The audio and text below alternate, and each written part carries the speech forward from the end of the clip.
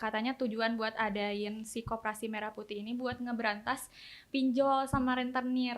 Jadi kayak mereka tuh jadi kayak Prabowo tuh pengen kayak rentenir terus pinjol-pinjol tuh diberantas. Jadi nanti masyarakat itu bakalan ngelakuin atau simpan pinjam tuh langsung ke Koperasi Desa Merah Putih.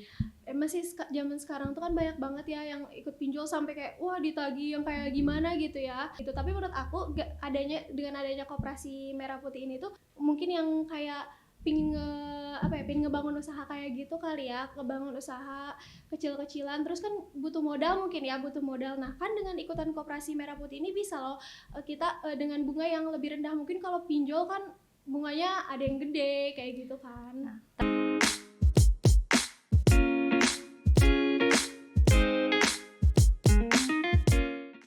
Hai, welcome back to FCT Podcast bareng aku Nazfa. Di episode kali ini kita bakal ngebahas satu topik yang mungkin cukup berat, tapi sebenarnya penting banget nih kita bahas. Nah, di sini kita bakal ngebahas salah satu isu ekonomi yang mungkin lagi rame ya sekarang di Indonesia. Nah, tapi di sini aku nggak sendiri, teman-teman. Aku di sini ditemenin sama salah satu temen aku juga, Gen Z nih. Mungkin langsung aja ya, di sini ada Haunan. Halo Haunan. Halo Kak Nazwa.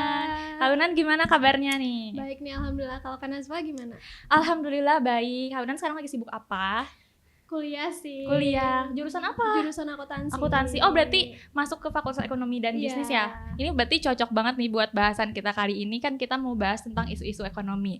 Nah, kalau dari Haunan sendiri nih, melihat adanya isu-isu ekonomi yang sekarang lagi rame, Haunan cukup peka gak sama isu-isu ekonomi? Sebenarnya aku bukan yang tipe melek banget nih tentang isu-isu ini, tapi kan aku suka banget ya, anak muda sekarang pastilah sering banget nih scrolling sosmed kayak gitu kan ya. Betul. Nah dari situ kayak ada konten-konten yang mungkin kayak nyentil tentang isu-isu ekonomi kayak gitu. Jadi dari situ, dari konten-konten itu mulai pelan-pelan sadar gitu. Oh, sadar. Ada nih isu ekonomi yang penting banget, apalagi kita sebagai anak ekonomi gitu ya. Benar, jadi kayak mikir ini tuh relevan gitu. Oke, berarti pernah dong dengar kayak isu ekonomi yang sekarang lagi rame tentang Koperasi Desa Merah Putih. Pernah dengar gak? Pernah, lihat waktu itu di FYP TikTok. Oh iya. Aku juga sempat lihat di FYP TikTok, terus ada juga di berita-berita karena lagi rame ya. Menurut Haunan, Koperasi Merah Putih gitu ya, di pandangan Haunan kayak gimana? Menurut aku sih kan koperasi itu kayak kelihatannya tuh kayak jadul ya. Kalau waktu itu taunya pas sekolah itu kayak koperasi itu tempat jual beli. Benar. Kayak penghapus, buku yang kayak gitu kan. Tapi pas ternyata lihat koperasi itu tuh kayak keren sih karena bisa ngebantu ekonomi masyarakat. Kayak contohnya tuh sembako murah, ada apotek desa yang kayak gitu-gitu sih. Itu keren sih menurut aku. Ya benar sih. Bahkan gubernur kita ya, tahu Kang Deddy Mulyadi kan, tahu kan ya? Sekarang lagi rame nih. Dia tuh bilang katanya Koperasi Merah Putih ini itu dibuat untuk kemandirian masyarakat katanya. Tapi ada tapinya nih. Dilihat dari kemandirian itu kan sebenarnya Koperasi Merah Putih ini dibentuknya tuh dari pusat langsung. Terus gimana mau bilang mandiri coba? Kalau misalnya dibentuknya aja langsung dari pusat gitu. Enggak dari kita rakyatnya sendiri gitu. Tapi kan sebenarnya tuh kan biasanya koperasi itu kan bottom up ya, dari bawah ke atas. Nah, tapi bisa jadi kalau kita gerak dari atas dulu gitu, ini tuh bisa jadi pemicu kalau anak muda tuh kayak mau ikutan gitu. Gitu. Ya, bisa sih kayak gitu. Cuman kalau dilihat-lihat juga ya, yang aku baca Koperasi Merah Putih ini tuh terlalu ngedadak buat pengkajiannya, terus juga pembentukannya tuh terlalu mendadak di pemerintahan sekarang kan baru banget ya di pemerintahan Prabowo sekarang baru diadakan lagi Koperasi Merah Putih ini yang nanti katanya diluncurkan bulan Juli deh kalau nggak salah. Iya kayak gitu. Tapi justru kan karena emang kajiannya tuh kayak belum pasti ya, belum yang terlalu matang gitu ya. Nah justru itu kita sebagai Gen Z itu kayak harus bisa ngembangin gitu, bukan malah kayak ninggalin program dan acuh sama program itu gitu. Malah kita harus bisa ngembangin si program yang masih mentah ini gitu. Tapi kenapa dinamainnya Koperasi Merah Putih? Kenapa nggak biru ungu gitu? Mungkin nggak bercanda. Mungkin ya karena lebih nasionalisme nggak sih? Tapi kan kalau ada unsur merah putihnya ya biasanya ya itu kan berhubungan sama politik juga ya. Bisa jadi si Koperasi Merah Putih ini tidak bisa dikritik nih oleh masyarakatnya. Menurut kamu gimana? Kalau soal dikritik sama masyarakat gitu ya tentang ini, sebenarnya mungkin banyak yang pro sama kontra ya tentang koperasi ini. Tapi menurut aku ini tuh bisa loh kalau misalnya mungkin kayak kontranya tuh orang-orang kayak ini kajiannya belum pasti, terus kayak apa sih gitu program ini, kayak mungkin kelihatannya jadul kalau misalnya emang nggak apa ya dikelola secara baik gitu ya. Tapi bisa juga yang kontranya mungkin kayak ini tuh bisa ngembangin ide-ide kreatif, bantu UMKM kayak gitu-gitu sih. Ya sih kalau dilihat emang kata koperasi itu kan emang jadul ya. Mm-mm. Cuman yang dulu juga ada nih di Indonesia namanya KUD kalau nggak salah, Koperasi Unit Desa.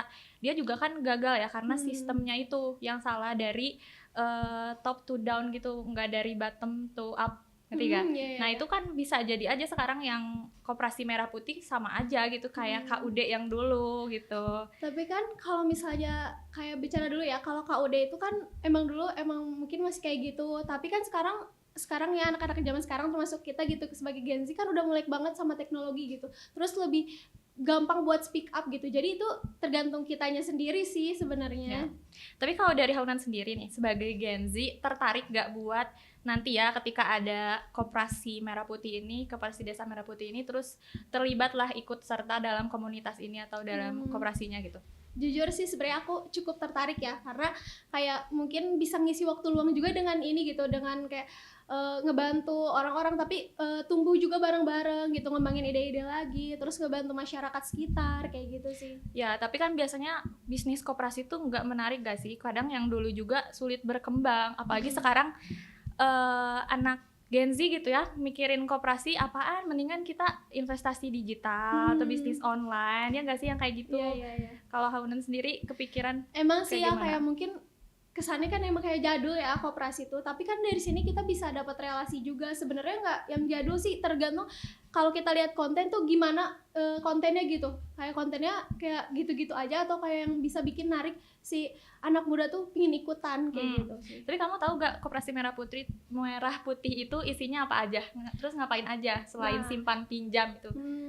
Kalau yang aku lihat ya, dari aku sebenarnya nge-searchnya tuh kan di TikTok ya, kayak itu kan kayak jual sembako harganya lebih murah nih. Selain simpan pinjam juga mungkin kalau kita misalnya bikin bisnis kayak kita perlu modal tapi nanti bunganya tuh rendah kayak gitu, setahu kayak gitu. Terus ada apotek desa yang kayak gitu-gitu. Nah berarti kalau misalnya jual sembako terus kayak jual obat-obatan kan itu sebenarnya udah ada ya. Apalagi sekarang sembako kan toko-toko kelontong yang kayak gitu kan ada juga gitu. Terus nanti gimana kalau misalnya ada Koperasi Desa Merah Putih itu terus jadinya saingan sama pedagang-pedagang yang kecil itu? Tapi mungkin kan gak semua, mungkin ya yang pedagang-pedagang kecil itu lengkap gitu si obat-obatannya kayak gitu. Mungkin yang dari Koperasi Merah Putih ini tuh bisa nyediain yang lebih lengkap atau kayak gitu. Jadi kayak gak bersaing secara gimana-gimana sih. Mungkin kalau misalnya dibandingin gitu ya, ini mungkin bakalan lebih kayak lengkap lah si semuanya gitu. Oh mungkin dari harganya juga kan? Dari harga. Ya, tapi takutnya kan emang malah jadi bersaing harga juga sama toko kelontongan gitu kan? Kalau bersaing nih ya, pastilah ada rasa kayak mungkin wah gara-gara ada ini jadi pedagang kecil tuh kayak ngerasa nanti pasti pada mungkin ngambilnya kayak gini ya, kayak gitu. Oke. Kamu tahu gak sih kalau sebenarnya Presiden kita ya Prabowo juga gitu katanya tujuan buat adain si Koperasi Merah Putih ini buat ngeberantas pinjol sama rentenir. Ngerti gak? Jadi kayak mereka tuh jadi kayak Prabowo tuh pengen kayak rentenir terus pinjol-pinjol tuh diberantas. Jadi nanti masyarakat itu bakalan ngelakuin atau simpan pinjam tuh langsung ke Koperasi Desa Merah Putih. Masih zaman sekarang tuh kan banyak banget ya yang ikut pinjol sampai kayak wah ditagih yang kayak gimana gitu ya. Terus kan di situ kalau pinjol tuh kayak pakai KTP kayak, terus nanti dari pinjol tuh bisa identitas gitu bisa di kayak diretas lah sama yang lain kayak gitu. Tapi menurut aku dengan adanya Koperasi Merah Putih ini tuh emang bisa sih ngeberantas korupsi. Mungkin yang kayak pingin ngebangun usaha kayak gitu kali ya, ngebangun usaha kecil-kecilan, terus kan butuh modal. Nah kan dengan ikutan Koperasi Merah Putih ini bisa loh kita dengan bunga yang lebih rendah. Mungkin kalau pinjol kan bunganya ada yang gede kayak gitu kan. Nah, tapi justru kalau misalnya sistemnya dari atas ke bawah kan, dari pusat ke bawah, bisa jadi nanti makin banyak justru yang korupsi atau fraud. Kenapa? Karena kan bisa jadi ya si pembiayaan dari atas ke bawah tuh nggak merata dan sebagainya. Nah ini mirip kayak kasusnya yang di KUD itu. Tapi soal korupsi nih ya, kan emang kita udah melek banget gitu sama teknologi, kan bisa ngecek kayak transaksi tuh lewat digital, online kayak gitu, kita lebih bisa waspada lah gitu. Sekarang tuh mulai kan kayak misalnya ngecek keuangan tuh di online kayak gitu-gitu sih. Jadi mungkin kalau pakai digital lebih terjamin lah ya, mungkin ya, Mungkin tapi ya. kita nggak tahu Iya, ini. iya sih. Oke, tapi kalau dari Haunan sendiri nih, misalnya ngelihat koperasi itu ada dampak nyatanya nggak sih? Koperasi sebelumnya atau mungkin nanti untuk yang koperasi merah putih ini bahkan ada dampak nyatanya nggak buat kita Gen Z atau buat ya masyarakat gitu? Kalau menurut aku pasti dong ada dampak gitu, apalagi ini kan bisa ngebantu ekonomi masyarakat, mungkin masyarakat yang kurang mampu gitu ya bisa terbantu dengan adanya si koperasi merah putih ini. Nah terus sekarang kalau misalnya kamu bisa ngeanalogiin sebuah koperasi itu kayak gimana? Soalnya kalau aku sendiri masih kayak belum kebayang sih bentukan koperasi itu isinya tuh kayak gimana sih kayak gitu. Kalau dari Haunan sendiri kayak gimana? Kalau menurut aku tuh kayak circle gitu, kayak circle nongkrong gitu, tapi versi lebih produktif gitu loh. Kayak jadi orang tuh bisa berkembang bareng gitu lewat si koperasi ini kayak gitu. Tapi berarti kita siapa aja berhak ya buat ikutan koperasi. Tapi kalau misalnya koperasi merah putih ini udah diatur kepengurusannya sama pemerintahan, apa kita masih bisa ikut terlibat ke dalamnya? Itu sebenarnya kayak kan kadang ikut terlibat atau kayak gitu tuh bisa ordal ya, kayak gitu kan banyak banget gitu sekarang kayak jalur ordal kayak gitu kan. Itu sih yang sebenarnya jadi agak gimana gitu ke si koperasi ini. Oke.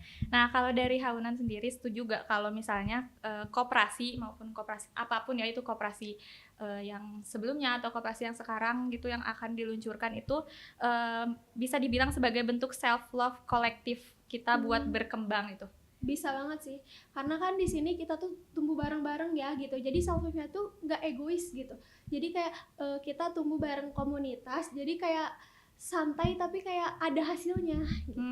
Kalau misalnya Haunan berkesempatan ikutan koperasi, Haunan mau ngajak teman-temannya gak? Mungkin beberapa ada yang kayak ayo coba yuk, kayak kita nyobain nih hal ini gitu, karena kalau misalnya kita nggak tahu ya, kalau misalnya kita nggak nyoba kan nanti nggak tahu gitu dampaknya gimana, karena aku juga belum pernah nyoba ya tentang koperasi ini gitu, jadi aku pingin sih ngajak teman aku gitu, beberapa teman aku yang kayak mungkin pingin kayak kelihatannya tuh tertarik juga nih gitu setelah dikasih tahu gitu.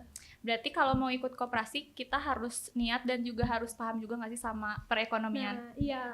Sebagai anak ekonomi kan Haunan juga teman-temannya siapa tahu mau ikutan koperasi juga nanti, koperasi merah putih. Kalau aku belum tahu ya, soalnya sepertinya masih abu-abu kalau di mata aku si koperasi Desa Merah Putih ini. Jadi kayak masih belum ada niat aja gitu.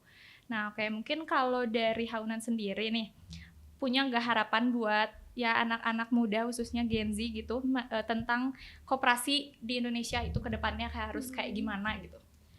Kayak harus berani nyoba sih, harus berani nyoba, karena kalau emang kita, khususnya buat aku gitu ya, berani nyoba hal baru kayak contohnya ikutan koperasi ini gitu ya, karena kalau misalnya kita nggak nyobain, kita nggak akan tahu dan nggak akan tahu kayak dampak dan manfaatnya apa sih gitu buat diri kita gitu.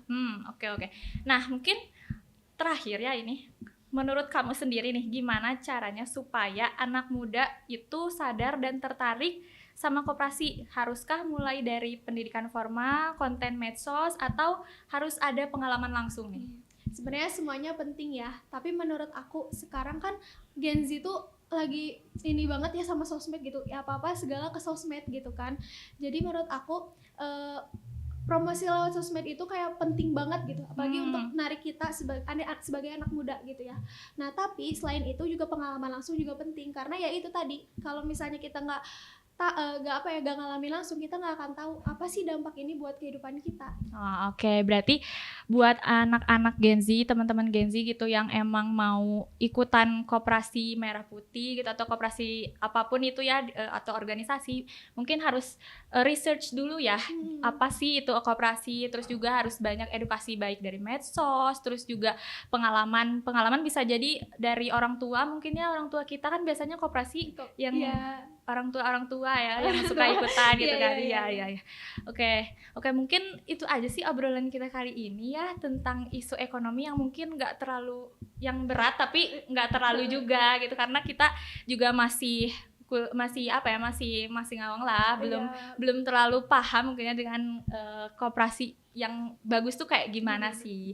Oke teman-teman, segitu aja video kali ini. Kalau kalian suka sama video kali ini, jangan lupa share ke teman-teman kalian supaya nggak ketinggalan episode selanjutnya. See you next episode. Bye-bye.